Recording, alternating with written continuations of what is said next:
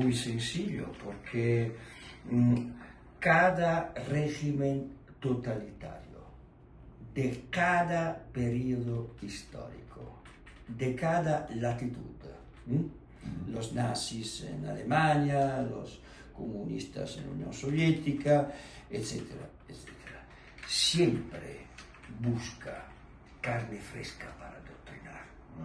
Los jóvenes, los niños, son las víctimas inocentes del delirio ideológico de los adultos. Siempre. Carne fresca. Carne fresca para adoctrinar.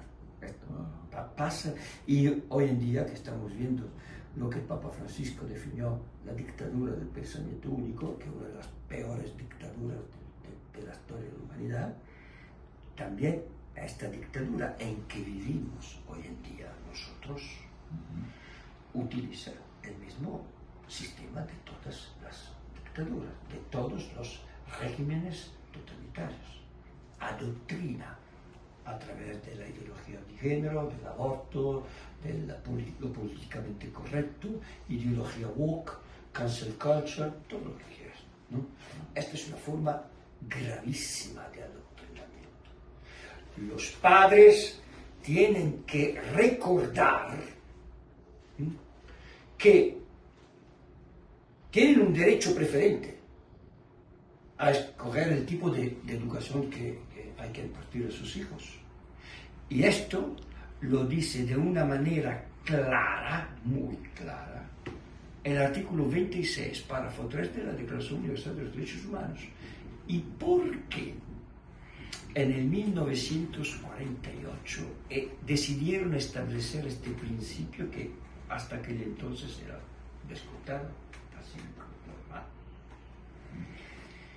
Lo establecieron en 1948 porque después de la Segunda Guerra Mundial la experiencia mostró a todo el mundo cuánto fue brutal, violento y devastador el adoctrinamiento de los jóvenes a través del Volksaufklärung, es decir, el sistema educativo público estatal alemán del Tercer Reich.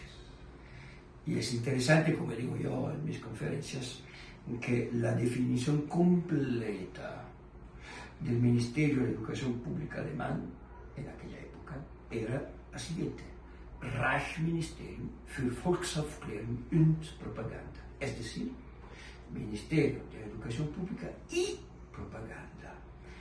Y no es casualidad que estas dos competencias, la educación pública y la propaganda, se encontraran en el mismo ministerio. ¿Cómo no es casualidad que desde el 13 de marzo de 1933, cuando los nazis llegaron al poder, hasta el final, el ministro de la Educación Pública en Alemania fue el doctor Joseph Goebbels, el genio maléfico que inventó la propaganda? Siempre, siempre. Repito, en cualquier régimen, de cualquier latitud, de cualquier color, porque en realidad no fueron los nazis que inventaron este principio. Los primeros fueron los bolcheviques en la Rusia de 1917-18. Los primeros que decían que el hijo pertenece a la sociedad, no pertenece a los padres no tienen ningún derecho de educación. Y también aquí en América Latina, yo recuerdo en mis conferencias que, por ejemplo, un presidente masón anticatólico de México que se llamaba Plutarco Elías Calles, en un discurso que se conoce como el Grito de Guadalajara, un discurso que hizo el 20 de julio de 1934, ¿no?, decía claramente que la revolución tiene el deber de apoderarse de las conciencias de las niñez y de la juventud, de educar, porque los jóvenes y los niños no pertenecen a la familia, sino es la revolución y el Estado que tiene el deber moral. Y hablaba en este discurso que deberíamos leer y leer y leer. Hablaba de revolución espiritual, apoderarse de las conciencias, es algo muy inquietante. ¿Cómo que decís?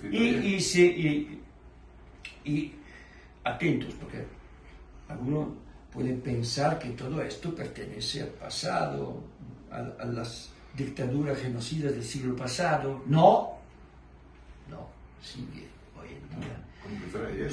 No, basta con ver lo que dijo, por ejemplo, otra mujer, una mujer, se llama Isabel Celaá, fue ministra de la Educación Pública en España, que en el enero 2020, entonces hace 4 años, dijo claramente, por tanto, no podemos pensar de ninguna manera que los hijos pertenecen a los padres.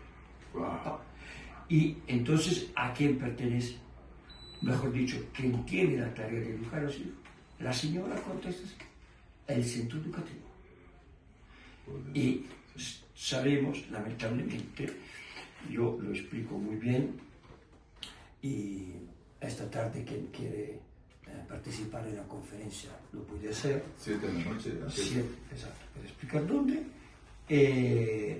cómo se educan, mejor dicho, cómo se adoctrinan en los centros educativos en España, lo vamos a ver esta tarde. Ahora,